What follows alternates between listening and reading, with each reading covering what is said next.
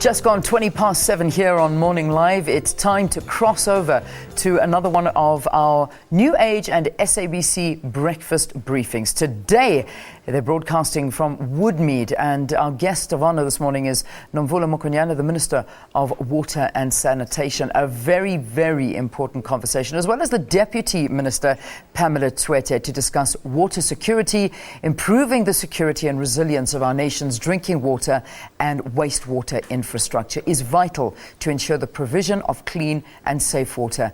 Peter, a very good morning to you and your guests. It's over to you. Leanne, thank you very much indeed, and a very good morning to all of you across South Africa and the 49 countries across the continent that are watching us on DSTV. Welcome. You're watching the latest in the series of New Age business briefings brought to you by the SABC, and today sponsored by 49M Eskom. Don't forget to keep your lights switched off. But anyway, today the sharp focus is on water. And it's no exaggeration to say that water is life. You know, water is at the core of sustainable development. Water resources and the range of services that they provide underpin poverty reduction, economic growth, and environmental sustainability. So that's the backdrop. But we then have things that we need to deal with. And due to the low levels of rainfall, high variability, and also high levels of evaporation due to our hot climate, at some point South Africa was considered the 30th driest country in the world. So we already have challenges going in, and we're starting to see some of that with the drought that's in play at the moment. We also have infrastructure challenges where we see leakages. Water shortages is something that we're experiencing quite significantly at the moment. And 5 of our provinces declared disaster areas recently. So we're a country certainly with its challenges, but what are we doing about it? Are we up for the challenge? Is there a plan in play? And what does the future hold, particularly with this precious resource, which is our water? Well, to help us discuss that, I'm pleased to announce and welcome our guests on stage, starting with the Minister of Water and Sanitation, the Honourable Nomvula Mokonyane. Thank you very much for joining us. Always a pleasure to have you. Welcome. Thank you, Peter. Thanks to the viewers. Good morning. Next to you, the Minister of Cooperative Governance and Traditional Affairs, Minister Pravin Gordhan. Welcome. Thank you for joining us. Good morning, and good to be here.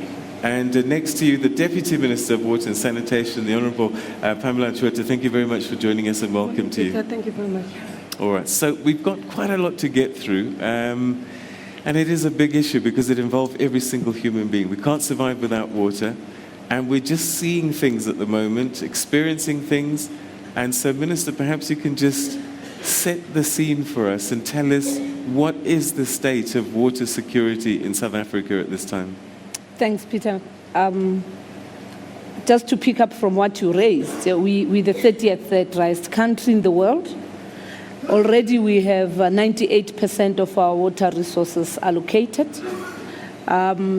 And our own water mix is a bit skewed compared to what is a pattern worldwide. 77% of our water mix is constituted by surface water, yet South Africa is dependent on cross-boundary water sources.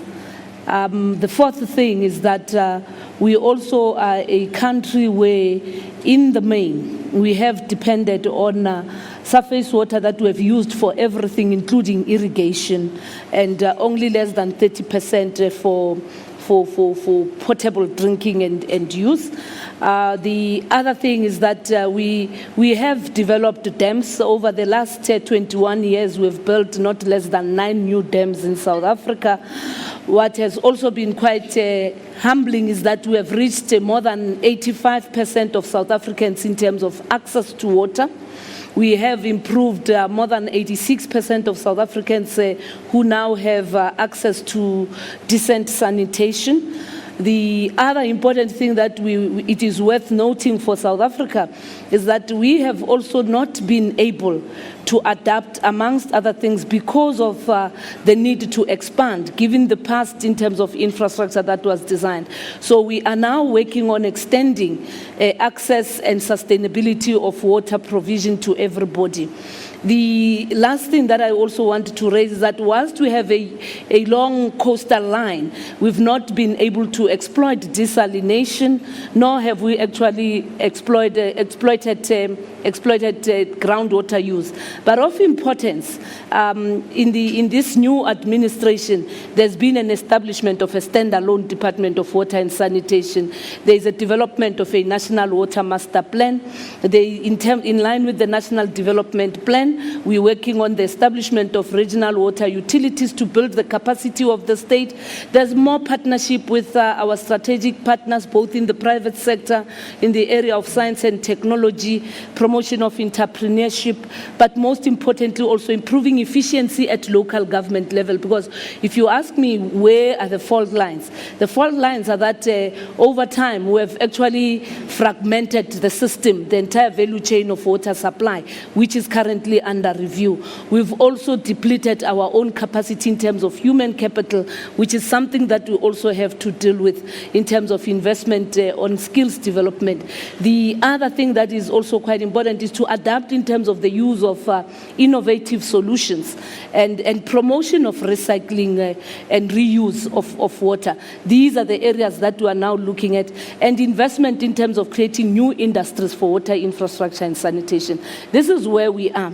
Now with the drought before us and the realities of climate change, because this is one thing that we have to live with, that periodically, within a period of 10 to 15 years, we face drought. But this has actually had a high impact because of climate change, and hence in Gauteng, because of the high temperatures, we've had a massive heat wave, and in other areas we've had the drought. But what has been quite good is that there has been collaboration and coordination, both by the private, the public sector, and communities in dealing with these issues. What we need is to adapt, is to change our behavior, but most importantly also is to have good leadership and management to handle water in South Africa. All right, thanks for that overview, and it almost feels like a contents page for a document that we're going to discuss during the course of this conversation. So you've hit all the major points, and I think we're going to unpack that. But just to make it simple for my viewers, and the first question I asked you was about water security situation, how secure we are. On a scale of 1 to 10, 10 being 100% secure, where are we on that curve in terms of how secure we are? We are at 7. 7. If me and you change our behavior, right, and if we put our resources in the right place and have good men and women to manage those resources. Okay, 7. That's not bad. Minister, Minister Mokonyane was talking about fault lines along the chain, and I guess one of the areas where we could see improvements in managing the water supply and water management is at the municipal levels. What are the municipalities facing as challenges, and what could they be doing better so that we go from 7 to 10? Yeah, we might not get back to 10, but if we survive at 7, I think that's good enough. I want to just re-emphasize the point that we need to certainly, at this level, and for many people that are viewing your show, look at the water issue in terms of the value chain. Where do we get our bulk water from? How do we supplement that bulk water by desalination, use of groundwater? What choices are we making about which type of water is used where? And then we have the water boards, which play an important role in South Africa in terms of, let's call it, bulk supply. And finally, the municipalities. The good side of the municipalities in the last 20 years, but 15 years of democratic local government, is that they've been the mechanism through which the 85% of South Africans have access to water. The flip side of that coin, which we need to confront frankly, is the issue of management of water infrastructure, maintenance of water infrastructure, operations of water infrastructure, firstly. Secondly, identifying frankly where the real fault lines are. So as my colleague would say, We probably have in some of our major cities between 30 and 45% of wastage of water that is actually paid for. And this is water that's drinkable water. Now that's unacceptable. So we've got to attend to that problem. And thirdly, we need to now start focusing on the quality of supply and consistency of supply on the one hand, but also on the other hand, making sure that we have a machinery in place to help municipalities to deal with water leaks and weaknesses in infrastructure. So by way of example, we have a municipal infrastructure support agency called MISA, and as we sit today, between 60 and 70 engineers are deployed to 60 or 70 municipalities in the country to assist them. This is complemented by the kind of work that the water boards do and the National Department does of water and sanitation. But at the end of the day, my colleague is right. If you are a mayor of a municipality, take responsibility for your locality. Take responsibility for making sure that you hire the right people with the right skills. And take responsibility for ensuring that you're amongst the first to sort out water leaks in your particular area. What we have done 2 weeks ago is sent a letter to every mayor in South Africa, set out very clearly what it is that we expect of them. And we're beginning to get the first 15 or 20 replies that give us a fairly comprehensive idea of what the problems are, how they're using boreholes, how they're using water tankers, how they're trying to ensure that consumers, both business and households, are not deprived of water supply totally. But the fact of the matter is that there are several municipalities in the country that have now imposed water restrictions between 9 at night and 5 in the morning. And I'm sure we'll come back to some of these issues. Yeah, Thank absolutely. You. Well, Deputy Minister, we talked about leaks, and that's a big issue. I mean, you know, we've mentioned figures between 37%, 40% plus. Some people might say it's even higher. And if we just started there, actually, that will solve a good chunk of our problem. What are we doing, Deputy Minister? Thank you, Peter. I just want to take you back a little bit. November last year, that was 2014 November, myself and the Minister were interviewed, and we were interviewed by you, and we were telling you about the challenges that we have in the department. One of the challenges was that of having aging of infrastructure, the shortage of skills in the department. And then January this year, the President launched, when in his speech of the State of the Nation address, mentioned 2 areas, that of losing water, 37% of drinking water that we are losing, and also we're paying 7 billion rands a year. What are the interventions that we made from that State of the Nation address? My office and the Office of the Minister, we embarked on making sure that this program, the Presidential War on Leaks program, is taking place, and the Rand Water is the facilitator of the War on Leaks program. We launched that War on Leaks program in Nelson Mandela. That was this year in August. September this year, again, we've taken, the recruitment is done by municipality, water and sanitation, and Rand Water. Then we were given mandate by the President, announced that we must train 15,000 youth on water issues. Then we took that seriously. We decided to divide that 15,000 into 3 phases. The first phase is that of training 3,000 on artisans, plumbing, and water agents. We've launched again those in all 9 provinces. We have a rollout of those youth that are in class right now as I'm speaking. Reasons for that, Peter, is that in South Africa, we need to be educated in terms of conserving water.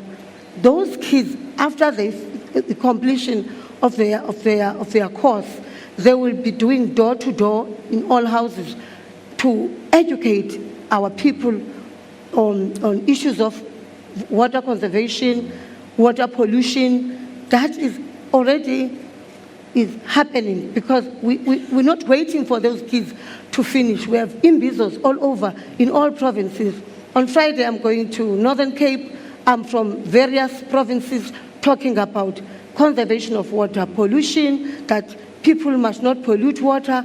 And we have in South Africa about 278 municipalities.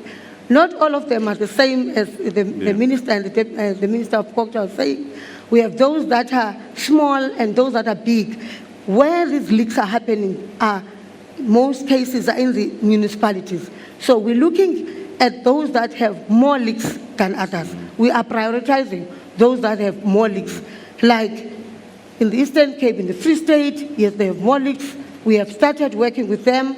And I think, Peter, South Africans, with what I've seen in all countries, like I went to Netherlands, Italy, sent by the minister, I've learned something, that South Africans are very impatient.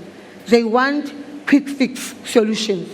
With the other countries like Netherlands, they've built water treatment plant which took 10 years for them to build that water treatment plant. They have water storages underground, big water storages underground, which we don't have in South Africa. So we're looking at building those in South Africa. We intend to educate our people around water conservation and water pollution. All right. So perhaps you can help us then, because we want to be patient, but the only way we can be patient is to have an idea of how long. You know, if the doctor says you'll be fine in 2 weeks, we won't bother him until 14 days. So maybe if you could just give us a timeline from where you're sitting, when will we be driving through our suburbs and not see leaking pipes and so on and so forth? How long do you think this is going to take? Peter, we have an ongoing program that is educating our people.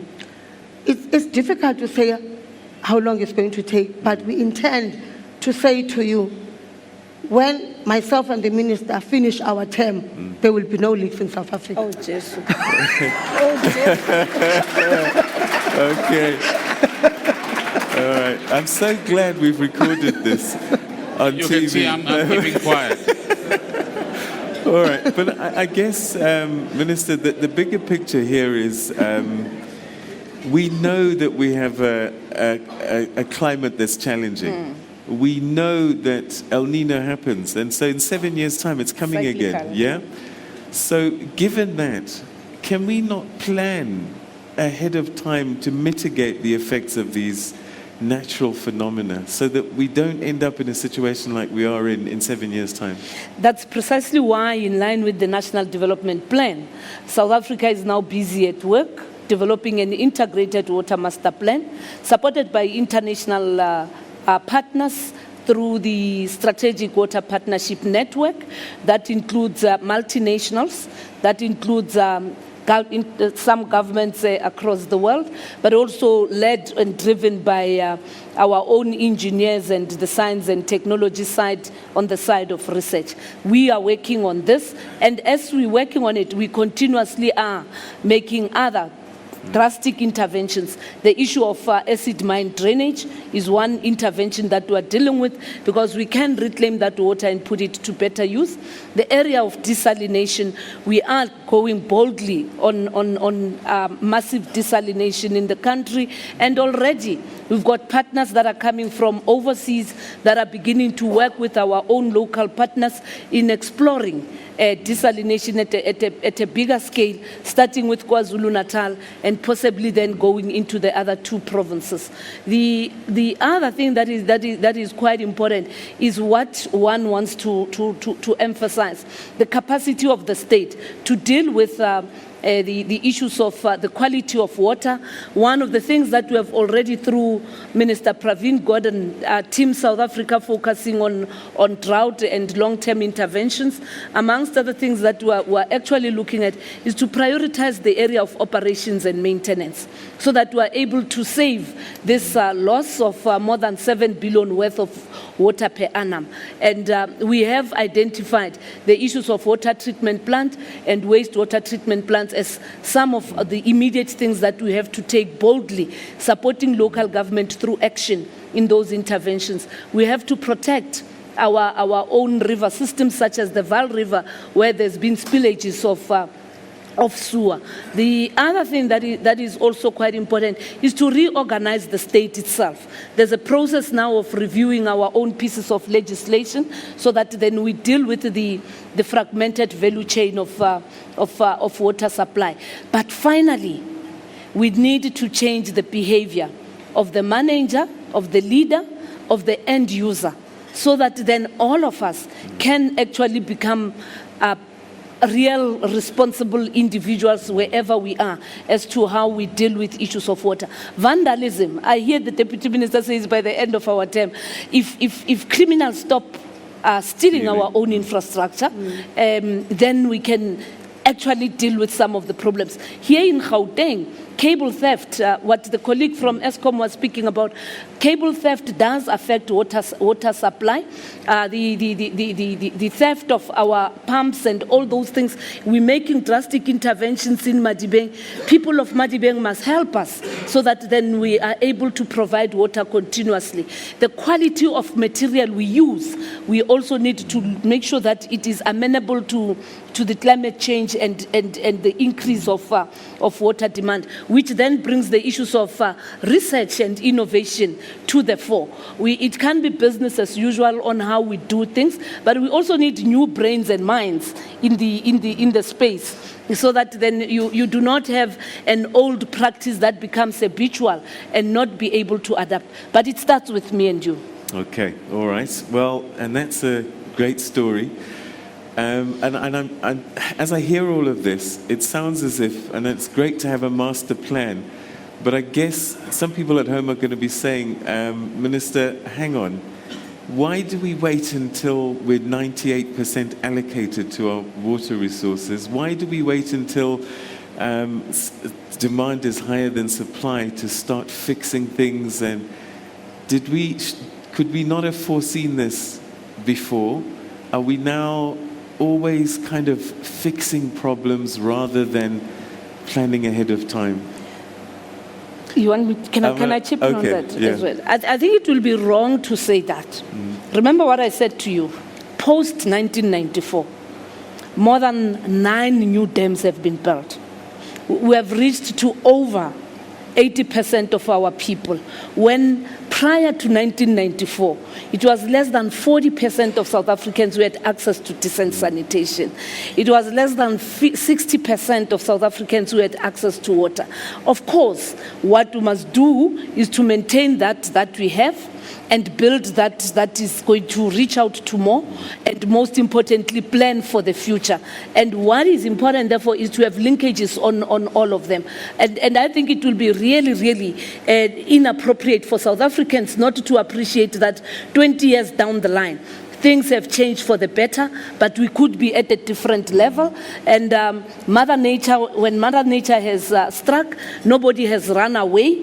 It is the realities that we must all adapt to. And as we say, we have started to make big differences in KwaZulu-Natal, because some parts of KwaZulu-Natal do have water. So the issues of storage and the movement of water from one end to the other is what we are dealing with. The refurbishment of boreholes are things that we are also beginning to deal with. And the other important thing that I really want to emphasize is that the Minister of Cooperative Governance has also looked at, that we need to consolidate the success story of the efficient municipalities, whilst we are dealing with those 27 district municipalities where now we have diagnosed what the problem is, we know what the solution is, and we are beginning to deal with them. And we are working in partnership with environmental groups, with engineers, with the private sector, our multinationals. Everybody has his or her hands on deck. What is important is for all of us to be consistent